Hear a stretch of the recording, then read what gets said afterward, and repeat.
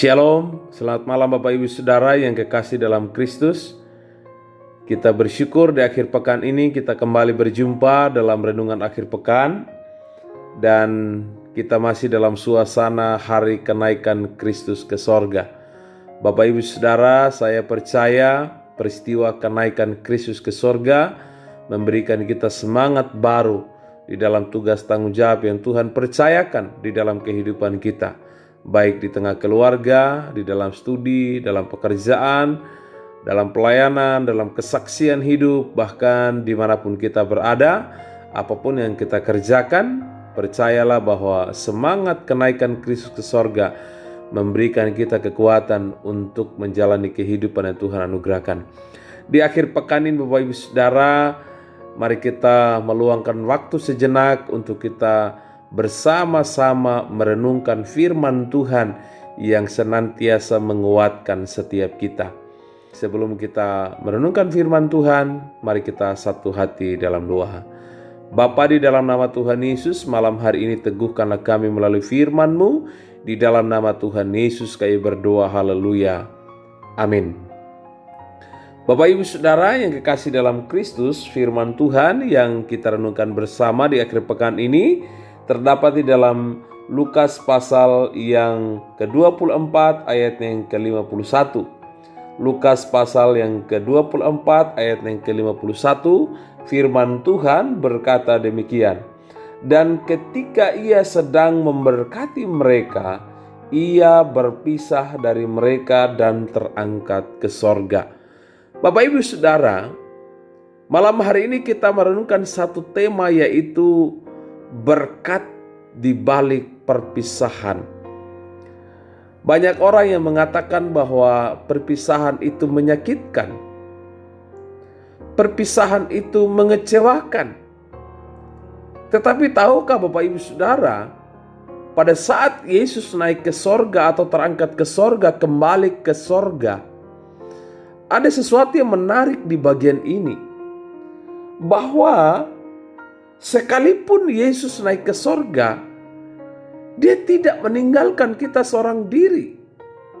Sehingga di kalimat pertama mengatakan bahwa ketika Yesus sedang memberkati mereka, kemudian ia berpisah dari mereka dan terangkat ke sorga. Ayat ini begitu jelas meneguhkan bahwa kenaikan Yesus ke sorga ada berkat yang dicurahkan kepada murid-muridnya. Bahwa dia tidak meninggalkan murid-murid, dia tetap menyertai. Bahkan Yesus berkata, aku akan mengutus Roh Kudus yang akan menghibur, menguatkan, menolong, menyertai sampai akhir zaman. Bapak Ibu Saudara kasih Tuhan, dikala kita berpisah dengan orang yang kita cintai, mungkin kita merasa sedih, kita merasa kecewa, kita putus asa. Karena tidak ada lagi teman yang bisa bercerita. Tidak ada lagi di samping kita yang bisa menjadi tempat kita curhat atau menjadi partner kita.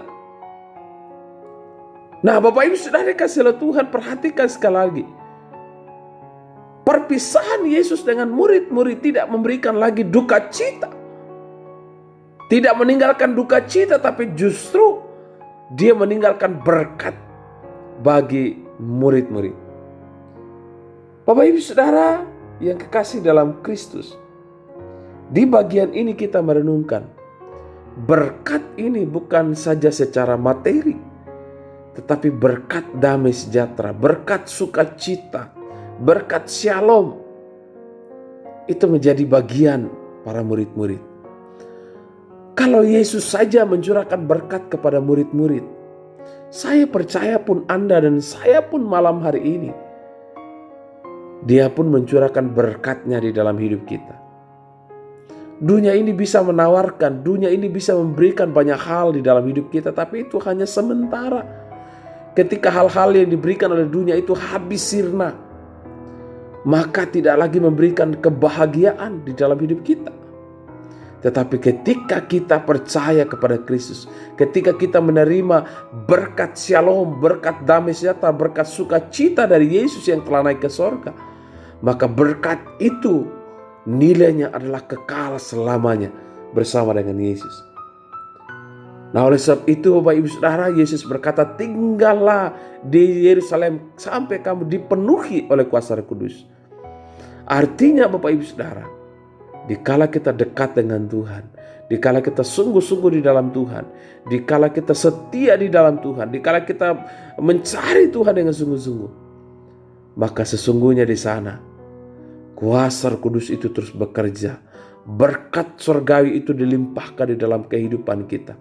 Tidak saja secara materi itu kita pasti dapatkan dikala kita berusaha. Tetapi berkat shalom, berkat damai sejahtera, berkat sukacita, berkat kekuatan itu kita hanya dapatkan di dalam Yesus Kristus.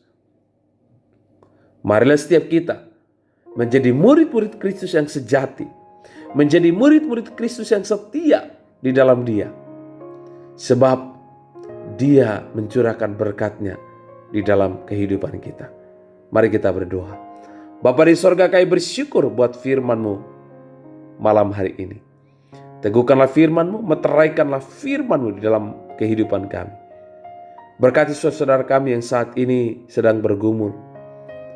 Ada yang mungkin tidak mengalami damai sejahtera oleh karena banyak tekanan pergumulan kehidupan. Tetapi janji firman malam ini bahwa peristiwa kenaikan Yesus ke sorga memberi kami damai sejahtera, memberi kami kekuatan. Terima kasih Tuhan. Kami mengakhiri pekan ini dalam kekuatan firman. Dan kami dapat mempersiapkan diri untuk menyambut hari esok di mana hari kemenangan Kristus bagi setiap kami. Kami menyambut itu untuk kami beribadah, memuji, memuliakan nama Tuhan.